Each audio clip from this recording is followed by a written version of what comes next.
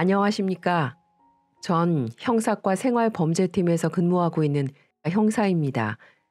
형사가 사람들의 애환이 담긴 사연을 들으며 울고 웃는다는 게 좀 쑥스럽긴 하지만 제겐 아주 중요한 일과 중 하나입니다. 사실 형사라는 직업이 범죄자를 잡는 것이 주된 업무지만 피해자 구제에 힘쓰고 범죄를 예방하는 업무도 무척 중요하거든요. 그래서 기본적으로 사람에 대한 이해와 공감 능력을 갖추는 것이 필요합니다.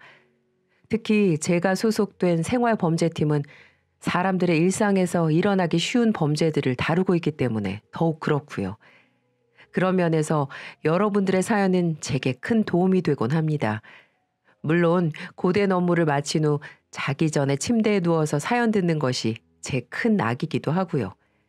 항상 애청자 입장에서만 있다가 이렇게 사연자 입장이 되어보니까 무척 부끄러운데요. 그럼에도 제 사연을 밝히는 이유는 이 이야기를 통해 여러분들에게 조금이나마 경각심을 일깨워줄 수 있을지도 모른다는 희망 때문입니다. 그럼 제 이야기를 한번 시작해 보겠습니다. 끝까지 귀 기울여 주시길 부탁드립니다. 서두에도 밝혔듯이 전 훌륭하다곤 할 수 없지만 훌륭한 경찰이 되기 위해 열심히 노력하는 경찰입니다. 제가 경찰이 되기까진 정말 험난한 과정들이 있었는데요. 그래도 좋은 분들의 도움으로 그 과정을 잘 이겨낸 것 같습니다. 제겐 4살 많은 누이가 하나 있습니다. 저한텐 엄마와 다름없는 존재죠. 흔히 업어 키운다라는 말들을 하는데 누나는 정말 절 업어 키웠어요. 왜냐고요? 사실 우리 두 남매는 부모님 없이 고아로 자랐습니다. 지금도 부모님의 모습이 어렴풋이 기억이 나네요.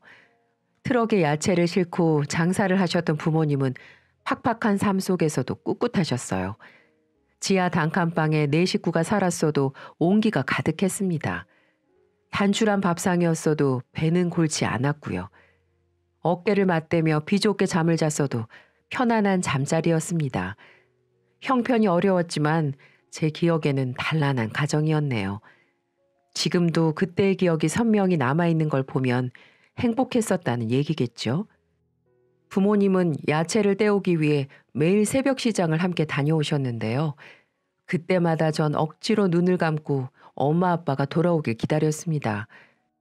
어스름한 새벽에 집을 나서는 부모님을 붙잡고 땡깡을 피우고 싶었지만 그 어린 나이에도 엄마 아빠가 야채를 팔아야 우리를 먹일 수 있다는 걸 알고 있었던 것 같아요. 컴컴한 새벽에 엄마 아빠가 없다는 사실이 무서웠지만 정말 꾹 참았던 기억이 납니다. 그때마다 누나는 제 가슴을 토닥여 주었어요. 누나도 겨우 초등학생이었고 자기도 되게 무서웠을 텐데 매일같이 어린 동생을 달래줬던 거였죠. 불행은 순식간에 찾아왔습니다. 그날도 부모님은 새벽 일찍 일어나 부스럭거리며 채비를 하셨어요. 그게 부모님의 마지막 모습이었다는 걸 알았다면 무슨 수를 써서라도 가지 말라고 말렸겠죠. 부질없는 생각인 건 알고 있지만 그런 후회가 아직도 남아 있습니다. 부모님이 탄 트럭이 빙판에 미끄러져 전복됐다는 소식은 나중에서야 들을 수 있었습니다. 전 어려서 그게 무슨 뜻인지 전혀 몰랐어요.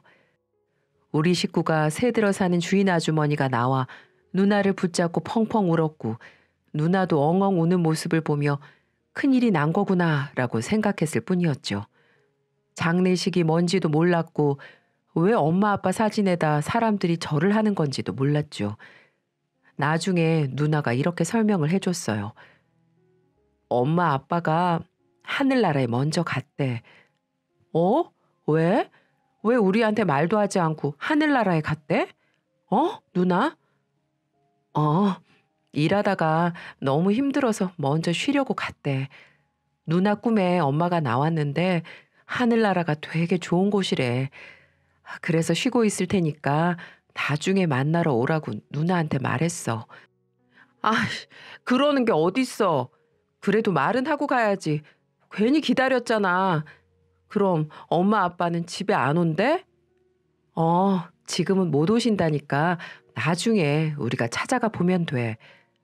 아이, 난 지금 엄마 아빠 보고 싶은데. 그럼 누나 하늘나라에 언제 찾아가 볼 거야? 누나는 부모님이 돌아가셨던 걸 이해했던 것 같아요. 전 정말 오랜 시간이 지나고 나서야 부모님의 죽음을 받아들이게 됐고요. 지금 생각해봐도 누나의 배려가 없었더라면 아마 어린 전 큰 충격을 받았을지도 모르겠습니다. 한순간에 고아가 돼버린 우리 남매는 이제 고생길이 기다리고 있었죠. 우리를 돌봐줄 일가 친척이라곤 시골에 있는 외숙모뿐이었는데 외숙모는 우리를 키울 수 없다고 거부했고 우린 졸지에 고아원에 갈 신세가 돼버린 것이었죠. 남은 거라곤 시설에 들어가는 방법뿐이었습니다. 하지만 누나는 동생이랑 단둘이 살 거라며 얼굴 모르는 어른들 앞에서 완강히 버텼던 모습이 기억이 나네요.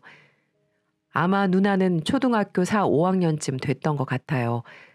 누나는 절대 고아원에 가지 않겠다고 고집을 부렸고 우리를 도와주려던 관계자분들도 곤란한 상황이었죠. 후견인이 돼줄 만한 친족 하나 없는 우리를 그냥 방치할 수는 없고 방법은 오직 보육시설로 가는 것뿐인데 누나가 저렇게 버티니 난감했던 것 같습니다.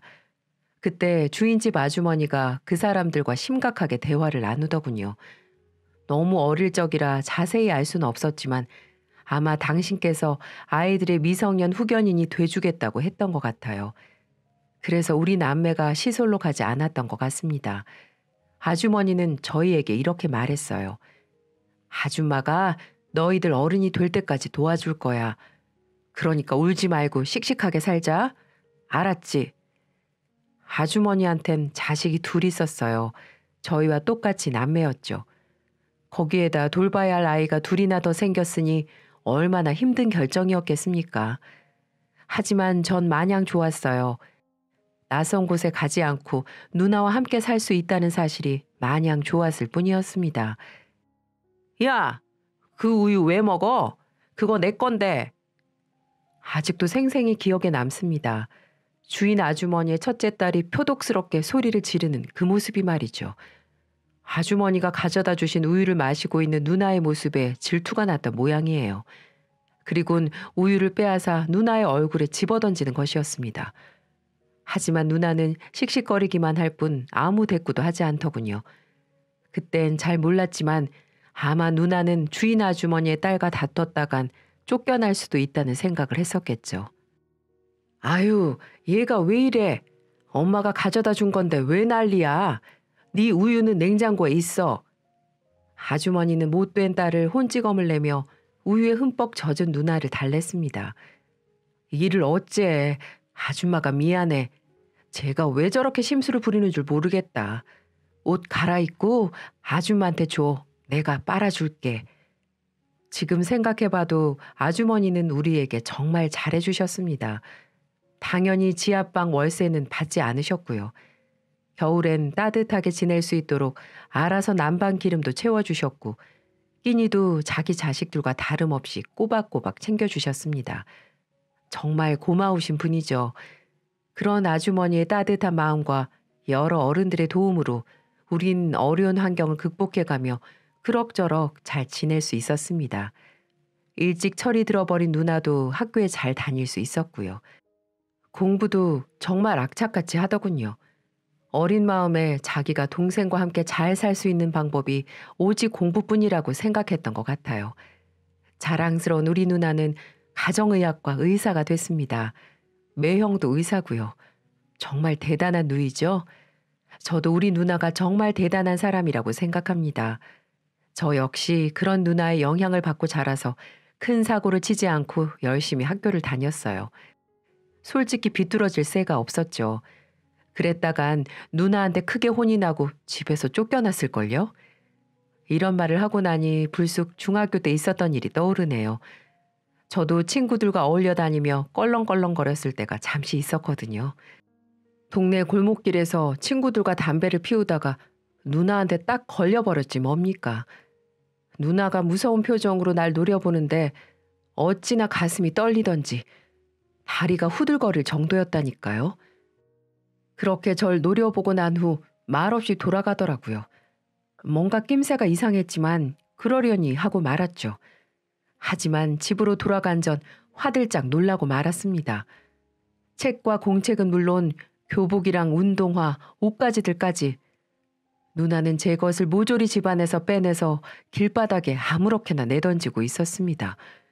길을 지나던 사람들이 이상한 눈으로 쳐다봐도 누나는 아랑곳하지 않았습니다. 누나, 지금 뭐 하는 거야? 왜 이래? 내 걸 왜 버리는 건데? 지금부터 넌 내 동생 아니야. 그러니까 나가. 나도 동생 없다고 생각할 거야. 정말 큰일 났다 싶었죠. 저렇게 불같이 화내는 누나의 모습은 처음 봤습니다. 진짜 누나가 다시는 절 보지 않을 것만 같았어요. 솔직히 겁이 나서 죽을 뻔했죠. 제게 남은 가족이라고 누나밖에 없는데 누나한테 버림받으면 어떻게 살아야 할지 막막하다고 생각했으니까요. 미안해 누나. 내가 잘못했어. 다시는 담배 피우지 않을게. 한 번만 용서해줘. 됐어. 엄마 아빠가 이런 네 모습을 보고 편하게 잠드실 수 있겠어? 나도 이런 동생 필요 없으니까 당장 나가. 신문을 돌리든 술집 웨이터를 하든 너 알아서 살아. 누나, 이러지 마. 진짜 잘못했다니까. 누나는 막무가내였습니다. 중학교 2학년인데도 눈물이 펑펑 나더라고요. 진짜 버림받는 줄 알았다니까요. 제 이불까지 둘둘 말아서 바깥에 막 집어던지는데 솔직히 지금도 누나의 그런 모습을 떠올리고 싶지 않을 정도였습니다. 누나의 화는 잦아들 기미가 없었고 넋이 나가버린 전 버려지는 제 물건들을 망연자실하게 보고만 있었죠. 그때 제 눈에 구세주가 들어왔습니다. 때마침 시장을 보고 돌아온 주인 아주머니가 그 광경을 목격한 것이었죠. 아이고, 이게 무슨 일이니? 왜 동생 물건을 내다 버리는 거야? 아줌마, 누나 좀 알려주세요. 제가 담배 피웠다고 화가 나서 저래요. 저보고 이 집에서 나가래요. 아줌마, 누나한테 말 좀 해주세요. 전 아주머니 옷자락을 붙들고 사정했죠. 누나를 말릴 사람은 아주머니밖에 없었어요. 전 아주머니 등 뒤에 숨어서 제발 아주머니가 누나를 말려주길 바랬습니다. 전후 좌우 사정을 알게 된 아주머니가 부드러운 목소리로 누나를 달랬습니다. 그래, 네가 화가 난 건 알겠어. 하지만 동생이 진짜 반성한다잖니. 사람은 누구나 실수를 하잖아. 누나라면 잘못한 동생도 감쌀 줄도 알아야 된다고 생각해. 그러니까 네가 한 번만 참아주지 않겠니? 누나는 아주머니의 말에 겨우 진정을 하는 것처럼 보였습니다. 그리고는 닭똥 같은 눈물을 뚝뚝 흘리며 아주머니 품속에서 한참이나 울더군요. 아주머니는 그런 누나의 등을 토닥이며 괜찮아, 괜찮아, 잘했어. 네 마음 잘 알아. 라고 말했습니다. 당시엔 누나가 왜 우는지 이해하지 못했습니다. 철없던 저는 이제 쫓겨나진 않겠구나 라고만 생각하며 안도했죠. 사실 주인 아주머니는 저에게도 누나에게도 엄마 같은 존재였습니다. 단 한 번도 엄마라고 불러보지 못했지만 그분은 엄마처럼 늘 우리의 그늘이 되어주신 거였죠. 어쩌면 우리를 정말 자식처럼 여기신 걸지도 모르겠습니다. 아주머니의 보살핌은 끊임없이 계속 이어졌어요. 공부를 잘했던 누나는 이름 있는 대학에 단번에 합격을 했지만 합격의 기쁨도 잠시였죠. 합격자 등록을 하기 위해선 입학 등록금을 내야 하는데 간신히 학교 다니며 생활을 했던 우리에게 그런 목돈이 있을 리가 없으니까요. 하지만 아주머니는 또 우리에게 따뜻한 손길을 내미는데 주저하지 않으셨습니다. 누나의 합격 소식에 제일처럼 기뻐한 주인 아주머니는 누나에게 두툼한 봉투를 내미셨어요. 우선 이걸로 등록금 해결하렴. 아줌마가 큰 부자는 아니지만 이 정도는 해줄 수 있어. 그러니까 일단 등록부터 하고 나중에 네가 잘 되면 아줌마한테 갚으면 되지 않니? 아줌마. 아주머니의 배려 덕분에 누나는 무사히 대학에 등록할 수 있었습니다. 누나는 주인 아주머니 집에서 나와 학교 기숙사로 들어갔고 악바리 같은 성격답게 아르바이트를 해가면서도 학교 다니는 내내 장학금을 단 한 번도 놓치지 않았어요. 저도 나름대로 괜찮은 성적으로 고등학교를 졸업하고 군대에 갔습니다. 그렇게 우리 남매는 아주머니 품을 떠나 각자의 인생을 개척해 가고 있었죠. 그러는 동안에도 가끔 아주머니를 보러 들르기도 하고 전화도 하면서 소식도 주고받았습니다. 시간이 흘러 전 제대를 하고 학교를 다니고 있었고 누나 역시 병원 인턴 생활을 하고 있을 때쯤이었습니다. 그러던 와중에 언젠가부터 주인 아주머니의 소식이 뚝 하고 끊겨버린 것이었어요. 걱정이 앞선 누나는 옛날 아주머니 댁에 찾아가 봤지만 집주인이 바뀌어 있었고 아주머니가 어디로 이사를 가셨는지 알 길이 없었죠. 집이 급매로 나온 걸 보면 급하게 이사를 가신 것 같다는 말만 들을 수 있었고 아무도 아주머니의 연락처를 아는 사람은 없었습니다. 누나가 백방으로 알아봤지만 결국 아주머니의 흔적을 찾을 수가 없었죠. 그렇게 은인과 같은 아주머니를 잊고 산 지 20여 년이 흘렀습니다. 전 꿈꾸던 경찰관이 되었고 누나는 훌륭한 가정의학과 의사가 되어서 단란한 가정도 꾸렸지요. 아마 그 아주머니가 계시지 않았더라면 이렇게 우리 남매가 훌륭히 성장할 수 없었을 겁니다. 이제 두고두고 은혜를 갚을 수 있게 됐는데 아주머니를 찾을 방법이 없으니 답답한 노릇이었죠. 경찰이 된 이후에도 찾기 위해 노력했지만 아무리 아주머니의 이름으로 신원조회를 해봐도 정보가 나오지가 않더군요. 몇 가지 단서를 찾긴 했지만 결국 아주머니의 행방은 찾을 수가 없었습니다. 경찰인 제가 찾지 못하는데 누나도 방법이 없었죠. 누나는 가끔 아주머니 얘기가 나올 때면 슬쩍 눈물을 훔치곤 합니다. 그러던 어느 날이었어요. 제가 속해 있는 생활범죄팀이 형사팀 지원 업무를 하게 됐는데 오피스텔에다 사무실을 차려놓고 불법 도박 사이트를 운영하는 일당들을 체포하는 지원 업무였습니다. 그들을 체포하는 일은 일사천리로 진행됐습니다. 오피스텔을 급습해 일당들을 모두 체포하고 관련 증거물을 압수하는 작업이 어렵지 않게 진행됐죠. 전 그들의 자금이 드나드는 대포 통장을 조사하고 통장 명의자를 찾아 처벌하는 일을 맡게 됐습니다. 불법 도박 사이트 일당들의 규모가 상당해서 그들이 돌려쓰고 있는 대포 통장도 수십 개가 넘었죠. 대부분 이들에게 일정 수수료를 받고 통장 명의를 넘긴 사람들이었어요. 돈의 유혹에 넘어가 통장을 양도해버리고 만 것이죠. 대가를 받고 통장을 넘겨버린 것도 상당히 무거운 죄입니다. 돈을 벌기 위해 고수익 아르바이트를 찾다가 자신도 모르는 사이에 범죄자가 돼버리는 것이죠. 실제로 통장 명의자들 중에는 학생도 있었고 회사원도 있었어요. 딱한 사정도 보였지만 워낙 불법 사이트의 규모가 커서 대포 통장 명의자들도 구속 수사하라는 지시가 내려왔습니다. 사실 구속 수사는 실형으로 이어질 확률이 높아요. 미필적 고의라고 해도 완벽하게 혐의를 벗기가 매우 어려워지는 것이죠. 전 대포 통장 명의자들을 하나 둘씩 찾아냈고 출석 통보와 함께 연락이 닿지 않는 사람들은 직접 찾기 시작했어요. 그러다 행방이 불분명한 박숙자라는 70대 여성 명의자가 한 명 있었는데 주거지가 불분명하고 행적이 선명하게 드러나지 않더군요. 도박 사이트 일당을 취조하면서 서울역 노숙자들 중에서도 통장 명의를 빌려준 사람이 있다는 걸 알게 되었어요. 전 박숙자 씨를 찾기 위해 서울역 주변을 돌아다녔습니다. 70대 여성, 서울역 노숙자, 성명 박숙자. 어디로 가지만 않았다면 찾기 어려운 건 아니었어요. 서울역 노숙자들이 기거하는 곳은 대충 정해져 있거든요. 전 어렵지 않게 박숙자 씨를 찾을 수 있었어요. 하지만 박숙자 씨의 얼굴을 본 저는 깜짝 놀라고 말았죠. 네, 그렇습니다. 여러분들 생각처럼 박숙자 씨는 누나와 제가 그렇게 찾았던 주인 아주머니였어요. 많이 늙고 초췌한 모습이었지만 전 단번에 알아볼 수 있었죠. 맞죠?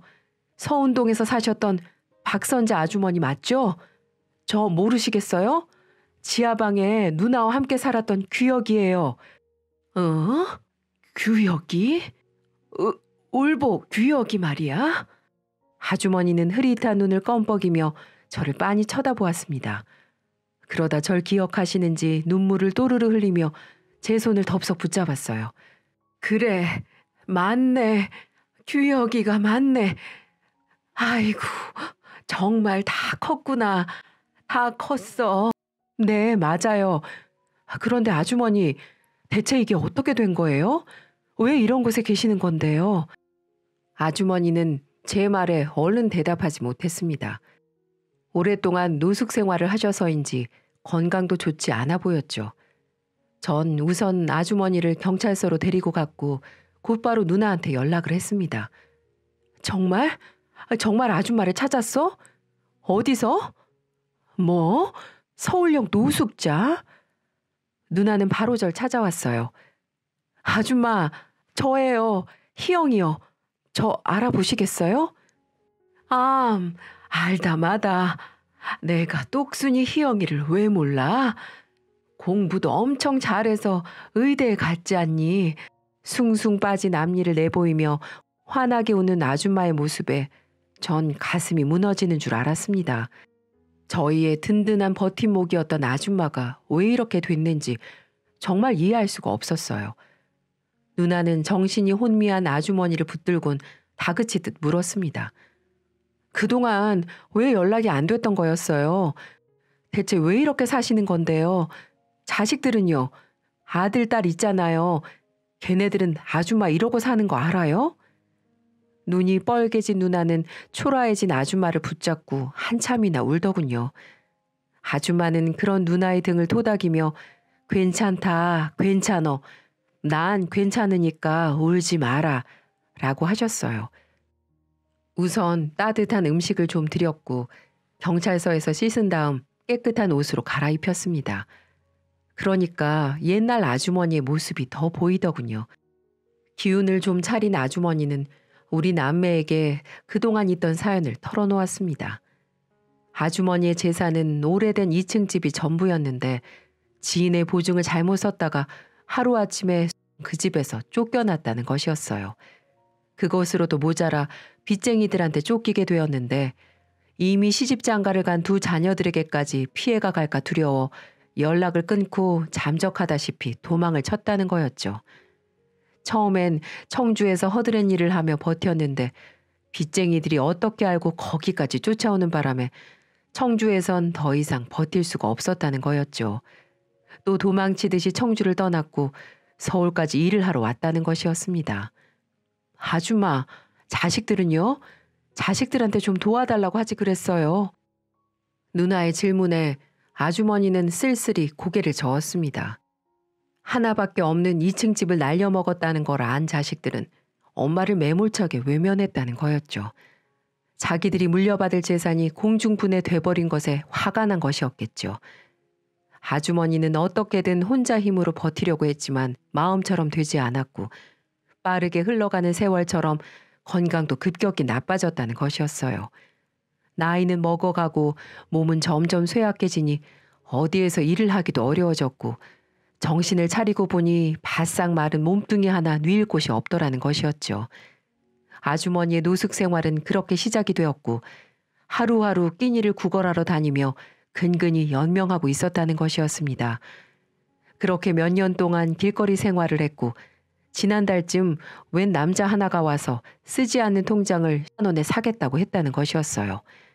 하루하루가 당장 아쉬웠던 아주머니는 품속에 고이 간직했던 통장과 도장을 단번에 넘겼고 그 통장은 대포 통장으로 둔갑해 범죄에 쓰이고 말았던 것이었습니다. 기가 막힐 일이었어요. 이렇게 착하고 좋은 분이 왜 이런 아픔을 겪어야만 하는지 가슴이 답답했습니다. 누나는 당장 아주머니를 집으로 모시겠다고 했어요. 하지만 그럴 수가 없었어요.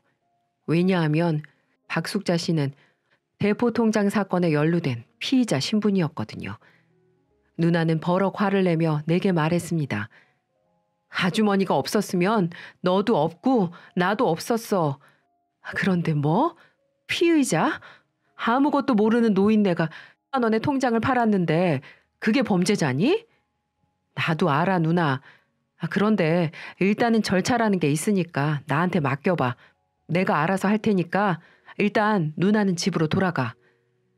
펄펄 뛰는 누나를 겨우 진정시키고 전 아주머니를 구제하기 위해서 백방으로 힘을 썼어요. 상부에도 보고를 하고 확실하게 대응을 할 수 있도록 했습니다.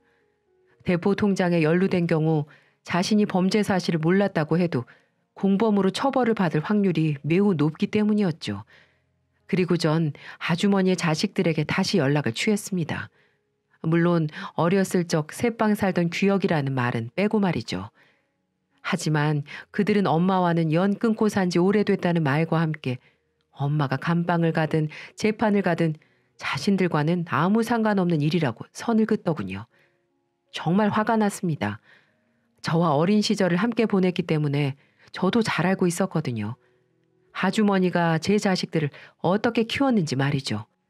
정말 아주머니의 말려는 박복했습니다. 전 반드시 아주머니를 구제하리라 마음을 먹었어요. 저와 누나가 발바닥에 땀이 나도록 뛴 것이 효과가 있었나 봅니다. 다행히 아주머니가 놈들에게 넘긴 통장은 인출 범위가 적고 가담 정도의 기간이 짧았습니다.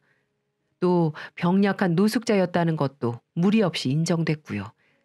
참 다행히도 벌금형으로 대포 통장에 휘말린 사건을 마무리할 수가 있었어요.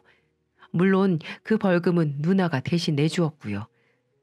지금 아주머니는 누나가 마련해준 깨끗한 거처에서 잘 지내고 있습니다. 누나 집에서도 가까워서 누나는 매일같이 아주머니를 들여다봅니다. 저도 자주 들러서 아주머니랑 밥도 같이 먹고 가끔 바람도 쐬러 다닙니다. 솔직히 말씀드리자면 돌아가신 어머니가 살아 돌아오신 것 같은 기분이랄까요? 지난주에 누나 식구들과 함께 다 같이 밥을 먹었는데요. 어린 조카들이 아주머니한테 할머니 할머니 하는데 아주머니가 눈물을 왈칵 쏟으시더라고요.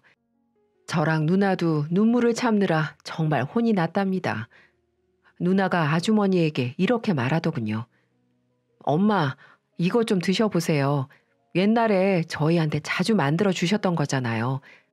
이젠 제가 그 맛을 그대로 만들 수 있다니까요. 아주머니가 눈을 동그랗게 뜨곤 누나를 쳐다보았어요. 응? 희영아, 지금 나를 뭐라고 불렀니? 엄마요. 엄마라고 했어요. 예전부터 꼭 이렇게 불러보고 싶었어요. 또 한 번 불러볼까요? 엄마. 희영아. 아주머니는 누나와 저를 붙잡고 펑펑 우셨습니다. 누나가 제게 그러더라고요. 이젠 아주머니를 친엄마처럼 모시고 살 거라고요. 저도 그게 맞다고 생각합니다. 하늘에 계신 엄마도 아주 잘했다고 칭찬해 주실 거예요. 저도 엄마가 다시 돌아와서 너무 기쁩니다. 전 아직 결혼을 하지 못했는데요. 나중에 결혼할 여자에게 이분이 우리 엄마라고 당당히 소개시켜 드릴 수 있을 것 같습니다. 여러분, 제 사연을 어떻게 들으셨나요? 저희 남매 잘한 거 맞죠? 긴 이야기 끝까지 들어주셔서 감사드리고 여러분들도 혹시 함부로 통장 명의 같은 거 넘기시면 안 된다는 거 꼭 명심해 주시길 바랍니다. 항상 건강하시고 모두들 행복하세요.